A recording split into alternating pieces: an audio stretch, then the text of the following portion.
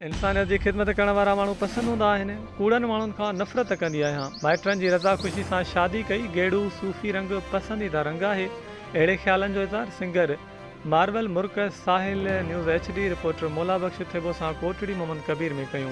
हिन चयो त मां असुल सांगड़ ज़िले जी आहियां, पर हाणे हैदराबाद कासमाबाद में रहां थी। सवाल जे जवाब में हिन चयो त पसंदि जूं शादियूं नाकाम आहिनि। माइटनि जी रज़ा सां 10 साल अॻु शादी कई। शादी खां पोइ मुड़ुस जी इजाज़त सां उस्ताद सावण खां धागो बदिराए उन जी उस्तादी में राग सिखियो। मुंहिंजा ॻायल कलाम साकूं यार मना विणाए भावे सिरदी बाज़ी लॻ जावे जे गाने मशहूर खां पोइ इज़त ऐं शोहरत जे बुलंदनि ते पहुची वियसि। शाह लतीफ़ सचल रहमतुल्लाह अलैह जा एवॉर्ड बि पिणु मिली चुका आहिनि।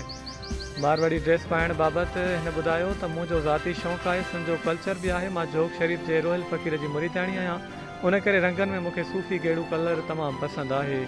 हिन वधीक इंटरव्यू में ॿुधायो त जेके माण्हू अदब खां ख़ाली हूंदा आहिनि उहे मूंखे न वणंदा आहिनि। शाइरनि में सागर शाह, महर ड्रबाई, शाह साईं सचल, बुडल फ़क़ीर पसंदीदा आहिनि। मौला अली जा कदम मुबारक करे हवाउनि जो शहर हैदराबाद पसंदि आहे।